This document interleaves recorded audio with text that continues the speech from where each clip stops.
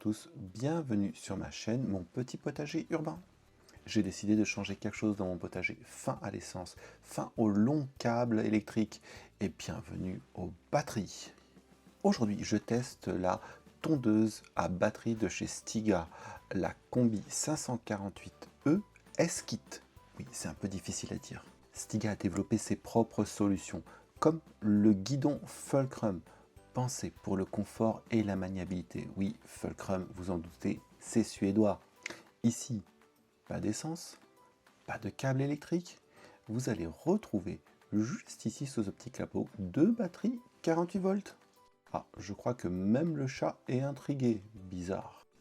Je voulais une tondeuse solide et durable parce que j'en ai essayé des choses qui ressemblaient plutôt à des jouets et non à des tondeuses. Ici, nous avons un carter en acier et une hauteur de coupe qui est adaptée à différents usages, en tout cas au mien, et j'en parle plus tard. Dans cette vidéo, je vais montrer ce qu'elle vaut sur le terrain et cela sans discours commercial. Allez, c'est parti. C'est parti pour le unboxing. Hop là. Alors, qu'avons-nous? Nous avons deux jeux de batterie ici, les 48 volts. Je vous montre. Voici, deux jeux de batterie pour faire fonctionner la tondeuse. Nous avons le chargeur. Et à chaque fois, vous retrouverez ce petit document QR code à flasher de façon à enregistrer vos produits importants. Pensez-y. Ici, le récupérateur. Donc, nous avons ici la poignée, l'ensemble de la documentation. Nous avons ici un Quick Start Guide, donc avec un petit QR code aussi avec une vidéo YouTube. Les indications qui sont données sur le fait qu'il ne faut pas retirer ici la fixation. Tout est indiqué. Et enfin la tondeuse. Je vais tout simplement découper le carton, ce sera plus simple pour le retirer. Donc voilà, la tondeuse a été démontée.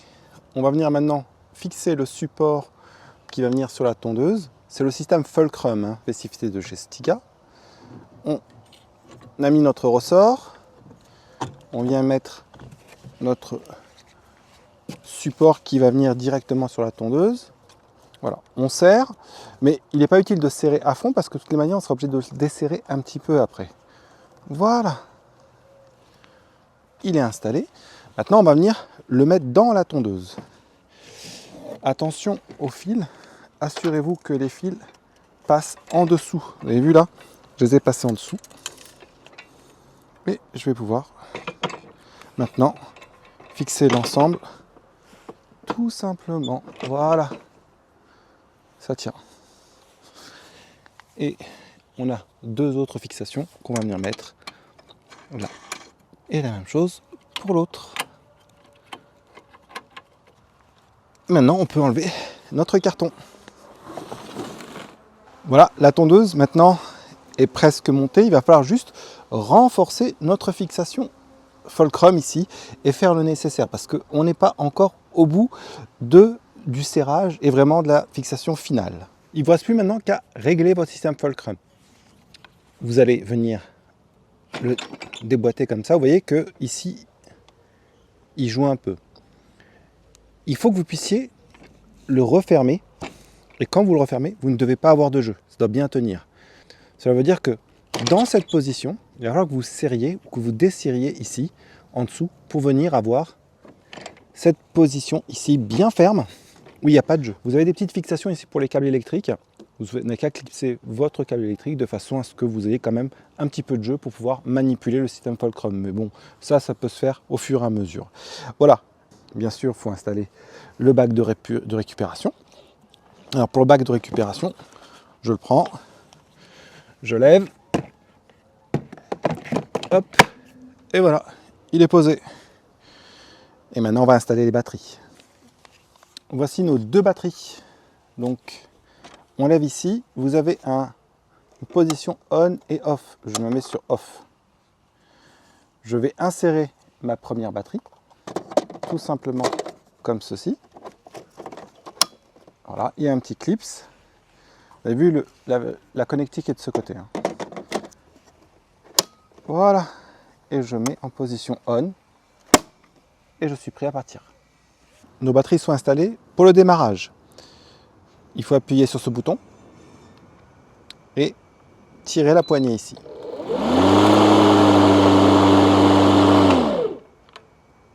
Si maintenant vous voulez avoir l'auto-tractation, on va faire la même chose.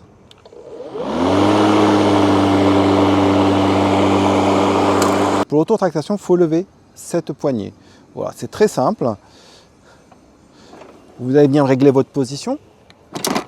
La plus petite, c'est 22 et la plus haute, c'est 80 mm.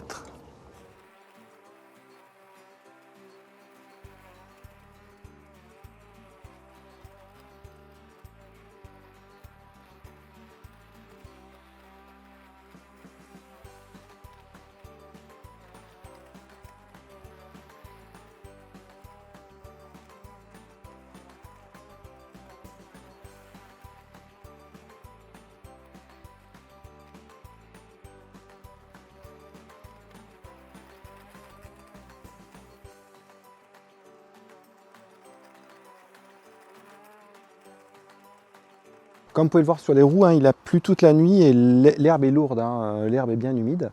Mais malgré les 40 cm qu'il y a eu d'herbe suite aux vacances et une herbe qui est un peu humide, ça accroche, hein, il y a de la puissance. J'ai pas eu un moment d'à-coup.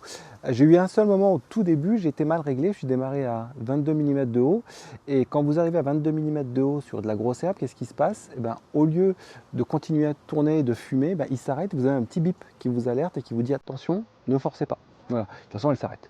Mais sinon, après, vous réglez et hop, vous allez pouvoir faire votre tonte. Allez, je continue.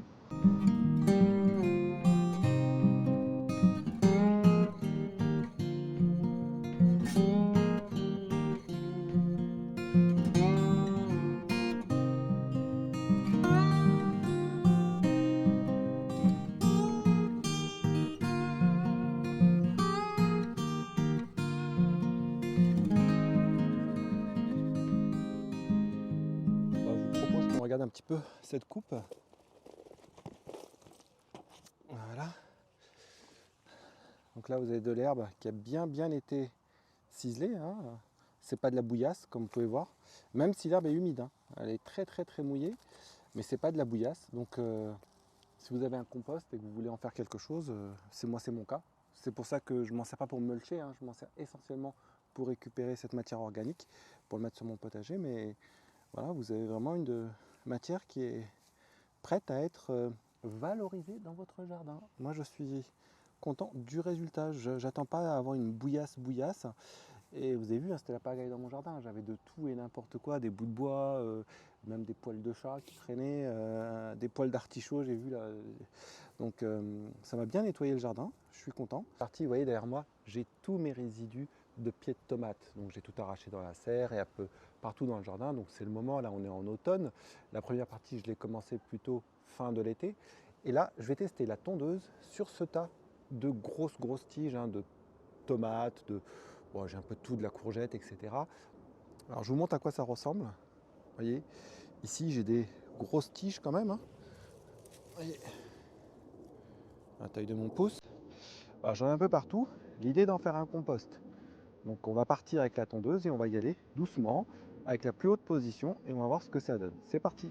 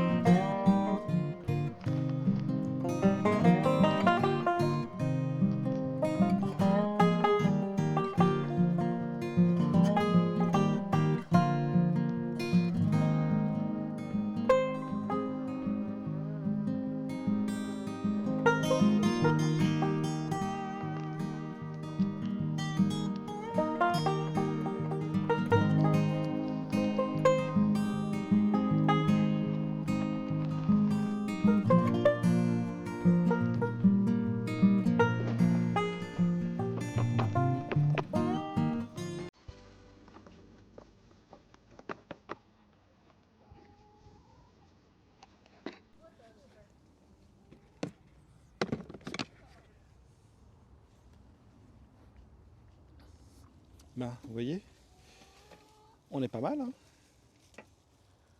Alors on a un broyage qui est partiel, hein, mais c'est normal pour une tondeuse. Ça va directement aller au compost. Et là j'ai une matière toute prête qui va sécher au compost, vous voyez. Et pourtant, hein, je suis vraiment sur des zones qui étaient bien humides. Et elle est passée sans problème. J'ai même pas eu un bourrage à un moment donné. Vraiment top de chez top, hein. Bon, on va pouvoir faire la conclusion, hein. Le décor a un peu changé. Ça fait 6 mois. 6 mois que je teste cette machine. Donc cette tondeuse de Cestiga devait répondre à 2 critères. Le premier, se passer de l'énergie fossile. Ça, on va dire que c'est bon. Et respecter une autonomie suffisante pour mon potager. Elle le respecte largement. J'ai à peu près 400 mètres entre ce secteur-là et le secteur devant la maison. Et franchement, je n'ai eu à aucun moment à me plaindre de l'autonomie. Avec 30 cm humide ou avec plein de broyats partout, c'est passé et je n'ai pas eu à me plaindre. Bien sûr, il faut bien gérer sa hauteur de coupe, mais à partir de là, rien à dire. Le résultat du broyage, ce que j'ai pu récupérer dans le récupérateur, m'a permis d'alimenter sans problème mon bac à compost et ainsi valoriser tous ces matériaux. En tout cas, moi, sur les premiers critères, je suis hyper satisfait. Peut-être un critère qu'il faut savoir. Elle pèse au moins 35 kg, ce qui peut être lourd. Bon, le fait qu'elle soit auto-tractée, ça aide énormément. Vous sentez rien, vous la poussez, vous avez dû le voir dans les vidéos précédentes. C'est vraiment très simple. Néanmoins, il faut le prendre en compte. Et c'est la raison pour laquelle j'ai utilisé le terme jouet précédemment. Si ça vous intéresse, parce que j'utilise depuis tout à l'heure le terme jouet, j'ai eu une mésaventure. Si vous voulez savoir quel est le produit, je peux vous le dire en commentaire, mais l'idée n'est pas de faire une guéguerre entre les marques. Ce n'est pas du tout l'objectif. Moi, elle répond à l'ensemble de mes objectifs. Dernière chose que je voulais vous montrer, cette tondeuse, je vais l'utiliser dans mon grand potager. Donc il va falloir que je la déplace. Je vous ai dit qu'elle était lourde, au moins 35 kg. Je peux enlever bien sûr le bac de récupération.